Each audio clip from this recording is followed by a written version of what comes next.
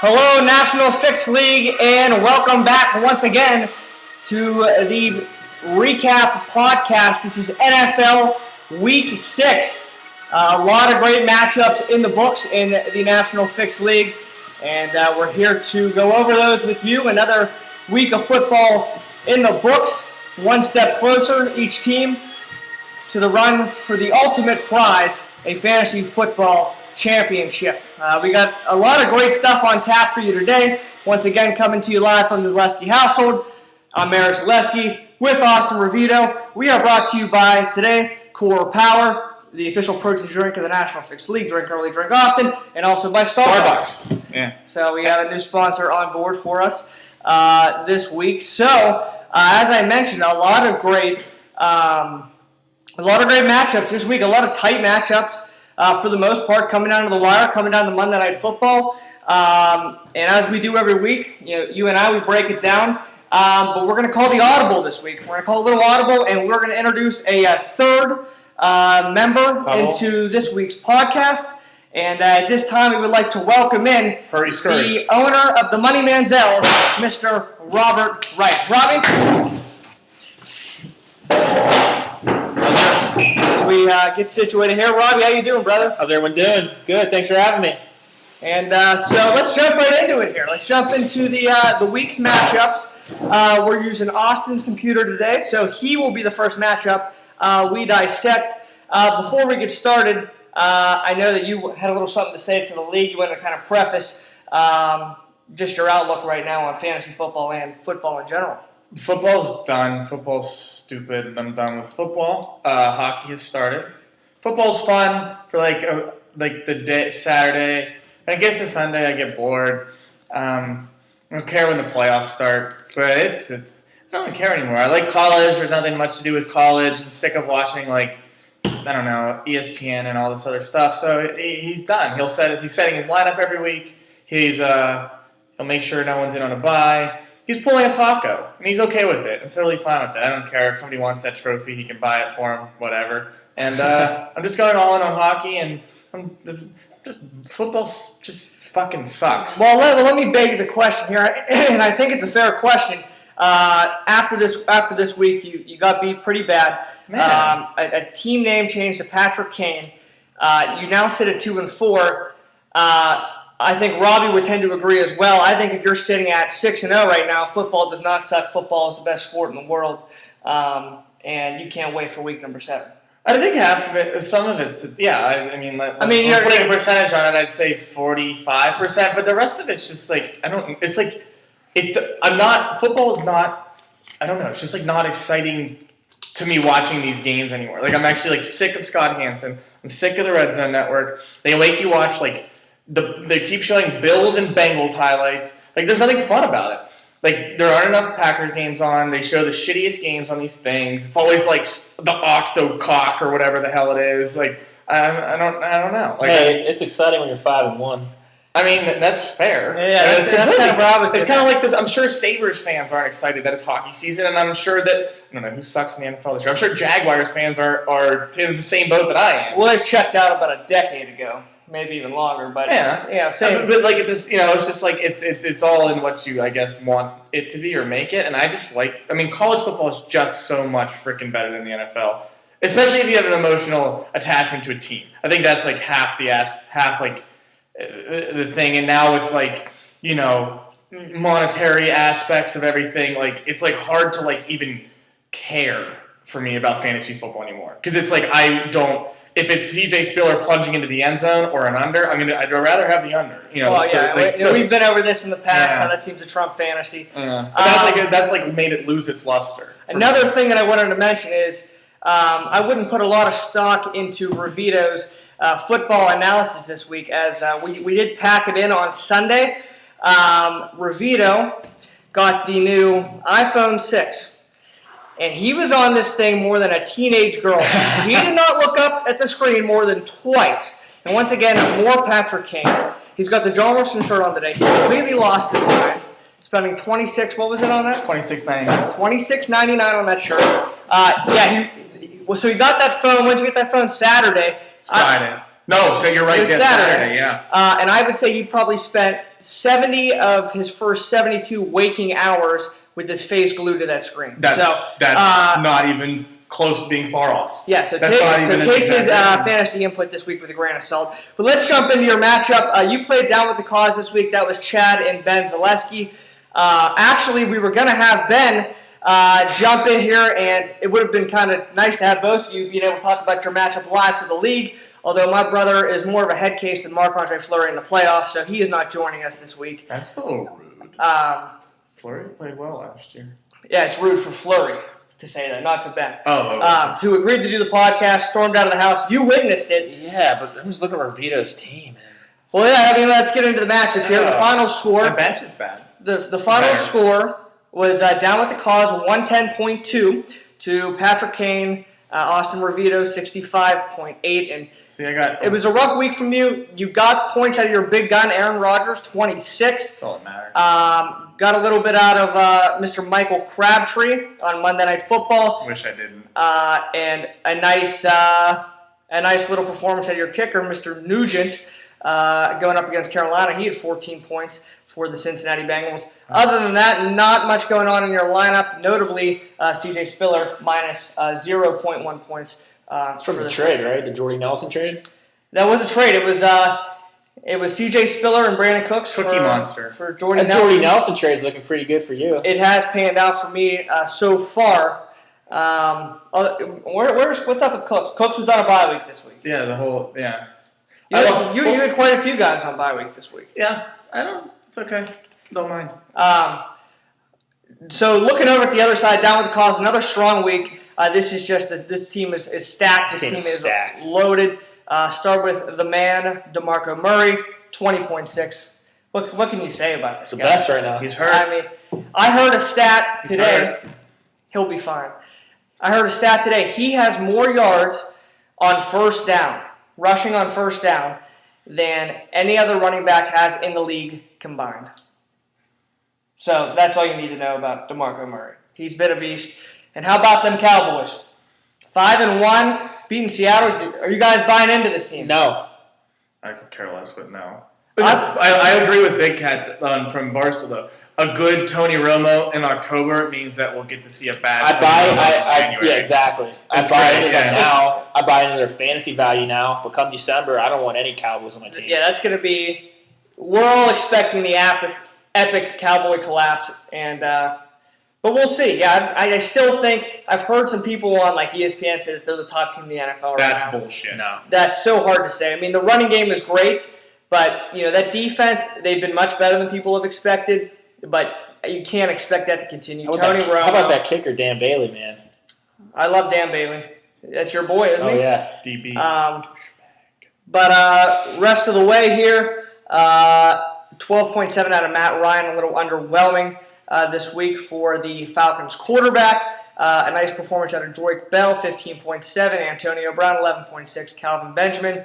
That guy's a stud. He's an up-and-coming superstar. Mm-hmm. We actually, Revito and I traded him early in the year at a deal that got us Brandon Marshall, but we traded him in a keeper league, and we're regretting it now because that looks like that would have been great value. We probably got him in the 11th or 12th round. We got him later on. Definitely late. He is a stud for Carolina. Also, notably, 17 points for Chad and Ben out of the Broncos defense. A nice week. I don't mean to interrupt. Does Ben do anything with this fantasy team? No, and that was going to be one of the questions I asked him today is on a scale of 0 to 100, give me the percentage post-draft that you're involved with this team. He said he actually told me his answer was going to be 0. That's no surprise. Hypothetically speaking, let's say Chad wins. Yeah, I mean does Ben cash in? I think that turns into a good investment for Ben. Wow, it's a very smart investment. That's Billy's son right there. And he's no idiot. The Merrill Lynch way. But Ben, he showed up at the draft. He was strategizing a little bit. We were proud of him at the time. He was watching videos and stuff. And I tell him every week, I say, get in touch with Chad. Talk a little bit about it. Set your lineup. But we all know in the league that Chad runs this team. You look at his draft, and they're loaded. And not to mention, he had T.Y. Hilton on the bench this week with 28.3, that massive game on Thursday Night Football. So a very impressive team, really run by Chad Zaleski. They get back on the winning track here. They improved to 4-2. We mentioned Patrick Kane, who's done all but pack in at this point for the NFL season, drops down to 2-4, 6 games in. So now we'll move on to the next matchup. We'll have a name change again this week. Christ. Yeah, we'll have a name change every week, I guess. Just come to expect that with Revito. Next matchup here, we'll jump into Tesla Motors versus Fade the Public. Go to the bottom right corner. There we go. No, okay. Yeah. This computer's a little too advanced for my liking. I self-proclaim this to be a rivalry week. Myself versus my good fellow cousin, Johnny Zaleski. Tesla Motors, though, a team that, that we expected, and, an owner that has a good reputation for winning fantasy championships, and that just doesn't go in football. By the way, he won 3 fantasy football championships last year. He's brought home the hardware also in fantasy baseball, fantasy basketball. And if it wasn't for me last year, as we shared the team, we probably would have brought one home in fantasy hockey. I blame myself for getting in the way there. So hard to believe we see a team that's lost now 5 straight games as they fell to Fade the Public by a final score of 105.1 to 101.8. And a big thank you to Mr. Jared Cook. Cooksy. On Monday Night Football, getting me 7.4. I needed 4.2 to get the win. He gets the job done. Although I know a handful of us needed the St. Louis Lambs on Monday Night Football to come through. They were off to a great start and just completely collapsed. So that was kind of the silver lining of the game for me, was that Jared Cook came through, got me the fantasy win in an otherwise very dark evening. Very expensive silver lining. It was an expensive silver lining. So looking over the matchup here, I traded, and also I just wanted to say that it's been awesome. The amount of trades that this league's had. I love trades. I love it. I'm glad that everybody's getting involved. There's trade talks left and right still going around this league. It's fantastic, boys. Keep it up. I love it. Anything to add there? Thanks for Jay Cutler. Oh, that's right. There was a trade this week. Love that trade. Who was involved in that trade? You and Johnny were, but who did the players exchange? Fitzgerald, who's had a nice spot on my bench the last few weeks. He's been dope. And he got a touchdown this week. He did. Go figure. Gets in the end zone this week. He's on my bench. Could use that this week, big guy. And Andy Dalton, who's never going to see the starting lineup except for when Foles on a bye. So I love that trade. Thanks, Sean. He likes the trade. I traded and acquired Phillip Rivers and Terrence Williams from Colin Fawcett this week. I traded away Tom Brady and Vinny Jackson. Rivers making a nice debut in my lineup, 25.8. LaShawn McCoy finally coming alive, despite not getting in the end zone on Sunday Night Football. He ended with an amazing 15.4. Jordy Nelson continues to be a stud, 16.7. Frederick Jackson, 10.3. He still gets the job done. And finally, a little help out of my defense, the Titans D. You just play Jacksonville every week as you pick up the D's to play Jacksonville. They're going to get the job done. 12 points for the Titan D to bring my total to 105.1. For John's team, some heavy hitters at the top of the lineup. Jay Cutler with 23, Gio Bernard with 21, Ben Tate with 19, Michael Floyd with 10. His defense and kicker both had 11, but a couple of real small performances out of Keenan Allen, Heath Miller, and Shane Vereen ended up costing him the week. And he had some big points on his bench. Mikey Evans had 11.5. Zach Ertz had 10.7. Eric Decker had 11.4. So, he changes a couple of those starts. That's the worst, putting up at least 100 points and not getting that win. Yeah, and that's been kind of the theme this year. So I got a text yesterday from the Tesla Motors owner, John Zaleski, asking what his odds were of winning a fantasy championship, and I did see that made its way onto the message board. He said, "Give me odds that that my team rallies and wins the ship." I landed on the number 60 to 1. He tried to put a $5 bet in. I say $5 bet is for fools. 20 min, which he did. So Johnny Zaleski is in for 20 to win 1,200 if his team rallies to win the ship. So if Tesla Motors goes on to win the championship and I go missing, you guys know why. I'm betting against a guy, as I mentioned, has a strong resume. And you mentioned getting over 100 points and not getting the win. He's actually up in the top half of the league in points, just hasn't had a lot of luck with the matchups. didn't you have a problem like that going on right now in your other league? My other league, I'm 1-5, and I feel like that team's better than this team, and I'm 5-1 in. So, and that's just the way it goes sometimes with head-to-head. So Fade the Public improving to 4-2. Tesla Motors drops down to 1-5 on the season. So now, Robbie, we will jump into your matchup. You came into the game 5-0, the only undefeated team left. You took on It's Only Smells, the Lasan brothers. You were favored in this game. You come up just short as It's Only Smells pulls out the victory by a final score of 75 to 67.1. I'll turn this matchup over to you here. Your thoughts on what went wrong for your team this week? a lot went wrong.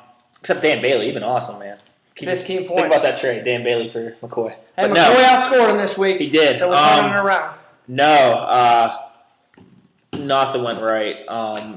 You look at the rosters. I should have won this week, but it is He's what back it is. on the iPhone 6 here. He's Snapchat. I should have hid this thing before the podcast. This is the first game Lynch didn't show up. Frank Gore, I was driving back from Philly on Monday, literally refreshing my fantasy football score every 2 minutes, and he did nothing. Which is a shame because they put up 31 points. You'd expect the primary running back of that team to get some stuff done. I've had a little bit of that frustration this year with Shady. So he comes up a little short for you. Macklin, that was his worst game all year. He's been pretty solid.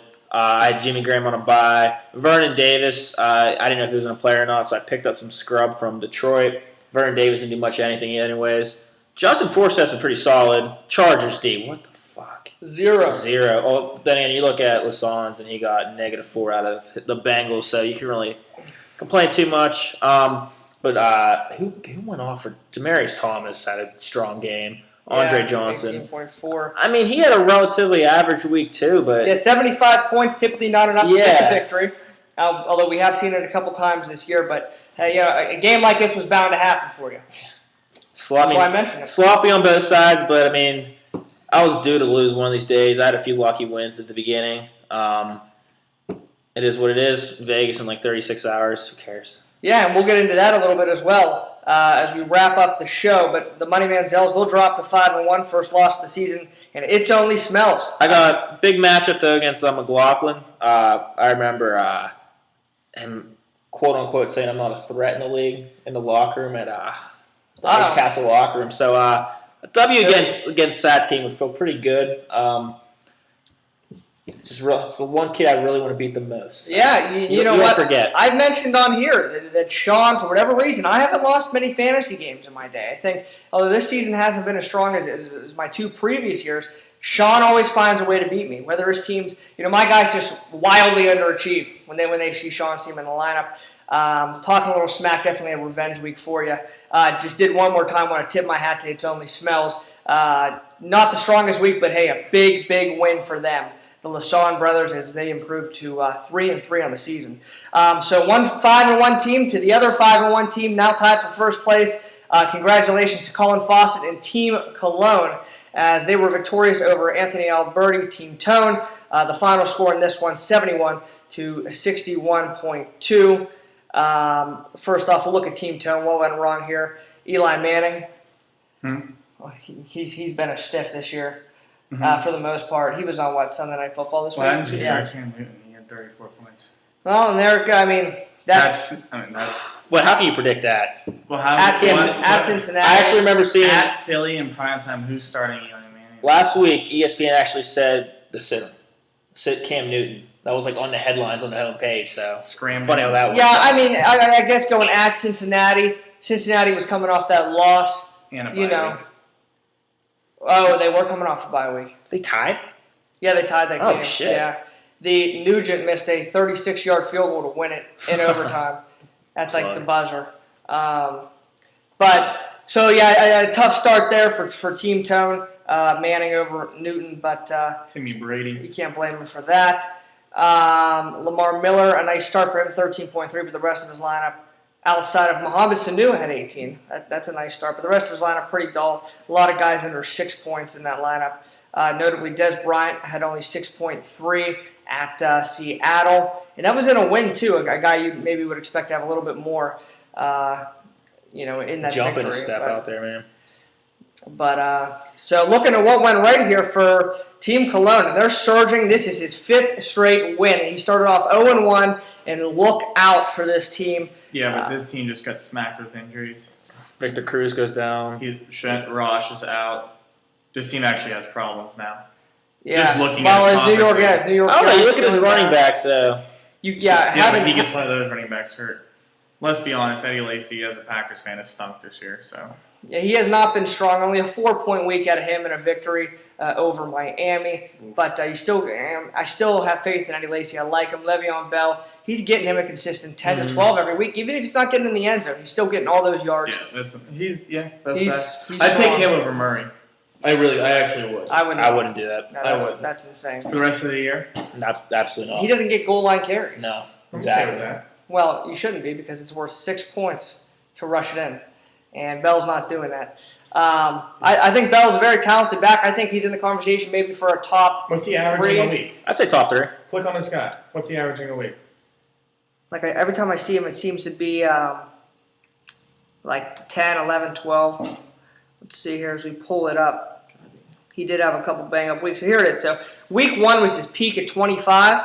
He's never scored less he hasn't than done- 10.5 points. Yeah. Yeah, and after that it was 10, 15, 10, 11, 10. So like I said, Wow. and that little block right there, that's just really all these games from week 2 to week 6. That's kind of what I remember every week as we go over Le'Veon Bell. He's been solid, but like I said, only 1 touchdown, and that was week 1. So if he gets in the end zone in any of these games, he's a monster fantasy player. So that's the thing that's separating him from being the top. That's the Todd Haley factor right there. Yeah, which has really been a shame because he is an absolute talent. But the Pittsburgh Steelers couldn't even. Well, I guess they did get in the end zone late in that game. Did they? Yeah, I thought it was 31-3. I guess it was 31-10. But My team sucks. They stink. yeah, they've not had a strong year, especially with a weak schedule. Looking over the rest of the lineup here, I traded Vinny Jackson to Mr. Fawcett. He put up 6.6 this week, a little underwhelming. He gets 7 out of the D, 7 out of the kicker. Tom Brady, though, this was something here that really could have padded the stats for Fawcett. How can you predict that? You can't predict this. Yeah. Brady goes, I just traded him. He goes off for 30.7. Go figure. And Cologne started Russell Wilson at home versus Dallas. You can't blame him for that. He puts up 10.2. But Fawcett still gets the win here by a total of 9.8 points. He improves to 5-1, and Mr. Aliberti drops down. What did that record say? 2-4. Yeah. So I wasn't sure. So, congratulations to Cologne, who's now at the top of the charts with Mr. Wright over here. 2 more matchups here to go, and then we're jumping into Ladies and Edelman. Robert Chiquino versus 3 Jacksons short of the Jackson 5. McLaughlin and Barlick going over this matchup here. Ladies and Edelman with a nice week as they came out victorious 108.2 to 82.1. Looking over the winning lineup here, Matt Forte. Boys, he's starting to come alive. 2 late touchdowns in that game, 27.7. You look like you have something you want to say on Forte? I thought you said Stafford for a second. No, Forte's been a beast lately. A little slow start, but he's arguably been the best running back in the last 2 to 3 weeks. He is, yeah, he's been really strong. He's been the running This back guy, people though, Julius expected. Thomas, man. I was just going to get to him. I mean, are you kidding me? He has 9 touchdowns now. Yeah. I think we mention every week. We have to. We have him in the other league. We love having him. He's awesome for me, too, in my other league. He's you heard him after the 1 touchdown. He said this is too effing easy. It's that little slant play from like the 5-yard line, man. He just tosses it. He's always wide open every time. That's an auto touchdown every week, if not more. He gets 17.1. I was really hoping he would have lasted 3 more picks. I really wanted Julius instead of Larry Fitzgerald, but I mean, what an Orange the dream. Julius, what an absolute stud he has been this year. Julian Edelman had 10.1. Mason Crosby with 10, and the Seattle D with 9. Julio get hurt? Julio, he's questionable, it looks like. Let's get the update here. It looks like an ankle. He was limited, which means he'll probably play. Yeah. That's a guy, though, that's always, he's got all the talent in the world, but both of those Atlanta wide receivers, it seems like they're always in and out of the lineup with some injury. Hard to depend on them, but Julio Jones, still a stud. Although a little underwhelming this week with 6.9 versus Chicago. That was a game we expected a lot of fantasy points to come up in, and there wasn't too many. What was the final score of that game? 27-13. So I know a lot of people like the over in that game. A lot of points didn't really come through. Looking over at the Jackson's bench, Andrew Luck continued his tear on Thursday Night Football, 24.6. The ass man, Matt Asiata, he's cooling off the Jets a little bit with a 1.3 this week. They got -2 out of the Rams D on Monday Night Football. A nice week out of Deshaun Jackson, 18 points. He's had a few good weeks, last 2 to 3 weeks. But once again, and we brought this up in the past, here come the running back issues. We talked about it the night of the draft, that this day would finally catch up to you guys. Steven Jackson with 2.5, and then we already mentioned the ass man with 1.3. That is a problem when you're getting 3.8 out of your 2 running backs combined. If I'm them, I'm looking to make a deal. They had a couple running backs on the bench who still did not do much at all. So they need to look to make a move to acquire a top-end running back if this team really wants to get going, because they got a ton of talent at wide receiver and tight end. They can look to move one of those pieces and acquire a running back. Can't play 4 wide receivers every week. Yeah, so I mean, and they have Calvin Johnson on the bench here. I don't even know if he's playing this week. Yeah, he's been banged up. There's been rumors they're going to rest him until week 9 because they're bye. Yeah, so that's an interesting setup. So you wonder if maybe, in their sake, if they're looking to make a move. Not a bad idea. We have to mention Brian Quick every week. We blasted him. He then came back and blasted us with a nice performance. 1 point this week, maybe his true colors are starting to show. With St. Louis, that team is. I'm not high on them after that Monday night game. We're not happy. I don't like the They could do something with Andrew Luck there. Yeah, you got a guy with a lot of talent. They have another quarterback. You can get another QB and a running back out of that. I think so. Lucky poo. It's clearly the hole in this lineup keeping them from really going, because they do have some talent there, but they need to make a move for a running back. So, ladies and gentlemen, with the victory improves the 4-2. The 3 Jackson short of the Jackson 5 drops down to 2-4. So now we'll move to the final matchup of the week, which was Jerry Slambutsky versus Pump Up the Volume. My dad continually all week kept saying Jerry Slambutsky. I don't even think he knew what he was saying. He would always sound it out, go over his phone and sound it out. I laugh myself every single time I hear on the podcast Jerry Slambutsky. Yep, because it's just such a ridiculous name, but it's awesome. And just a massive, massive win here to keep Pump Up the Volume alive.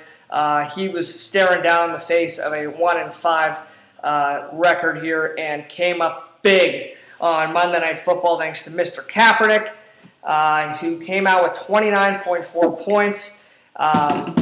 Rod had a lead going into that game and had Zach Stacy going, and my dad had Kaepernick going. And I basically told my dad, don't get your hopes up, because you couldn't like his odds. Not at all. That night at all. Have you gone mute? Have you gone mute? I'm just looking. He's burned out. Dude, Heinze got the best of me. He's referring to the pre-workout. Mr. High claiming got the best of him. He's struggling to make it through the entire podcast. He hasn't done it in weeks. He might need a mid-podcast nap here to get him to crash. It might be time for you to slot down that espresso. Good friends at Starbucks over here. Trade this one for a cold one. He's going to pick up a cold one and try to gain himself some energy here, as the Joel Emerson shirt just isn't quite doing it for him. That's a tough loss for Rod there, because he had a really good week, and you should be able to put up that many points and get the W. Yeah, Rod did have a nice little week. 21.5 out of Manning, 11.9 out of Bradshaw, 10.9 out of Royal, 16.2 out of Cameron, 20 out of the Lions defense, 106.7 overall for Rod, but came up about 10 points short in this one. Without A.J. Green, too. Yeah, so that was a heck of a battle there. You think A.J. Green's healthy? Put him in Reggie Wayne's spot? Yeah. He should be able to get the W there. Tastes bad? Tastes like a burnt hamburger. Try it. That was the reviews on this one. Not good. Wait, let it go down. Initially, it's okay. Doesn't it taste like a charred hamburger? It does a little bit. I've actually tried this before, so I am kind of familiar with the taste. It's not bad, but it's odd. Well, that's a sponsor, so we speak highly of them. Starbucks, we do appreciate the free espressos. Taking care of our Gold Card member, who you tweeted out a picture that they even wrote "Hockey God" I don't know why. on your cup. I mean, Well, I didn't tell them to do it. well, They did it themselves. Yeah, they obviously saw the ESPN highlights of the Scoregasm. They saw the Scoregasm's Big W. They saw me. I think I might have had an assist that game, and that was a pretty cool moment in my life. So they honored me the way it deserved to. And so the final score, we'll finish up this real quick. The final score, Billy Z wins 116.4 to 106.7 over Rod. Pump Up the Volume and Jerry Slambutsky now both find themselves at 2 and 4. So you mentioned the Scoregasm Championship. More Snapchats coming from this guy in the moment over here. He just can't help himself. If you had a phone that's good, you'd do that too. I don't think I would. Lord. Both our phones do the same thing. Mine's better. We are headed to Las Vegas, Nevada. Business related. Always business related. I think, have we decided, are we taking the trophy? No, I don't think it's a good idea. You don't think it'll come back? You can I think it's unscrew the top. Yeah. I think it's more inconvenient than anything. Yeah, because where are we going to take that thing? Yeah, and like Down to the sports book, have it sit there? who's gonna care? Yeah, well, I mean, Like, what are we gonna do? everybody in Vegas. I mean, there's going to be parades there if they do. That's why I was thinking maybe we kind of wear hats, we kind of stay under the radar, kind of avoid the paparazzi, because they're going to say, oh yeah, this is the Scoregasms. They're here to kind of celebrate their championship. Like, how many goals do you have in the third period? I don't know. More than you. Yeah, oh yeah, there you go. I mean, Late there on the trigger. It took me a second to get it. It was like, Yeah. wait. yeah, I thought he was asking me. I'm like, I don't know. That night was a blur. I just realized my pants are over there. I've been trying to get those back to you for months now. I actually kind of thought those were ours at this point. Yeah, those are Been sitting there goalie. forever. They're goalie pants. Okay, get back to this. Yeah. Anyways, We're at 30. we are at 31 minutes. The gun, right? Are we at the gun? We're going to do the gun. We're going to have a guest shooter. Oh man, a lot of pressure. We're putting the pressure on the big guy in his first podcast here. You know how it works. The fantasy football stick'em. He's going to fire this to the board. We're going to assess the draft. Back up a little bit. As he looks to aim. Yeah, this is like odd. You gotta cock it. Pull back the lever there on the backside. Yep. There you go. Now let it go. Let it go. We never No. shot. We never shot. No. No. Oh, geez. He has crazy. Caught the gun, and the magazine has fallen out. Now he's trying to put the magazine in the wrong he was direction. real nervous for this moment, too. I was scared shitless. This is America. Okay. It is loaded. All right, here we go. Okay. Jesus. You gotta pull the trigger. You gotta Pull it back. Cock it. Cock it the full way. Okay, good. Let it go. Now pull the trigger. Okay. All right, a little lower. Well, A little lower. Really tilt it down. Okay, one more. I could never murder someone. Do this again. We've noticed. I don't feel safe. What are you doing? All right. Okay, relax. No, just. No, we're gonna do it now. Oh God, my hand's touching your dick. And it lands on Steven Gostowski. Weird. A very controversial 11th round pick for the Philly Jackson, short of the Jackson 5. Now, let me say this. We all are in agreement that it is absurd to take a kicker really any time before like the second to last round. Right. But I'm pretty sure Gostowski has outscored like McCoy this year. He's outscored my whole team, I think. Yeah, so this pick, while it's asinine, as I look him up here, It's going down. Yeah, There really hasn't been I'm too on many Tinder. players that have like. the funny thing, all right, so he is the number 1 ranked kicker in fantasy points this season. So they got that right. And I'll run through his 6 weeks here. He only had one down week. 10, 14, 10, 2, and that was at Kansas City on Monday Night Football. Then he responds with 21 and 16. I'll be honest. I don't hate this pick. He's scored more points than every week than like all my running backs. I mean, he puts up points straight up. I mean, he consistently puts up the field goals. He does, and it's amazing. Because It's yeah. while I thought this was impossible to predict, maybe I'm in the wrong. Who was taken after him? That's what I'm looking at. Like, you can take. I mean, how can you predict that? Andre Williams, running back for the Giants. How can you predict he's going to have a few good? Well, weeks? here's Colin Kaepernick and Calvin Benjamin after. But I mean, Calvin Benjamin. That's the pick. He already had Andrew Luck, so he doesn't need Kaepernick. Well, my dad had RG3, and thank God he took Kaepernick. He doesn't need Calvin Benjamin because he's wide receiver heavy. That's true. So That is true. honestly, it's not a bad pick. Phillip Rivers is the MVP this year of the league. but he had the luck. But I'd still, like, I don't know. Whatever. This Brian Bortles pick, that was pretty bad. I'm pretty critical on, I'd say, Sean's team in general, but that's actually not a bad strategy. I think that was one of their better Yeah. draft, as a matter of fact, for as much criticism as we've given them. Bossy boo. Now that we've gotten that out of the way, we don't need to aim for that every week, so we will start dispersing the gun across the board a little bit more. Boston chicks. Good for Boston. So now we'll recap here. Let's get to the highs and lows of NFL Week 6, or just the Is this weekend. in general, or Just the weekend in general. Yeah, I mean, whatever. Weekend. Do you have anything off the top of your head here? I know that my low was the Lambs not coming through on Monday Night Football. That was tough to see. Just really a rough Sunday, Monday on that front. In general, I won't get too in depth to that. The high of the week for me, that's tough. I guess it would be Cooksey coming through for me for a big win. barely beating Co Sports. Yeah. That's a low. There was a little bit of a championship hangover for your intense scoregasms this past week, as we played the worst team in the league, and we were trailing with, what was that, maybe 6, 7, 8 minutes to go in the game.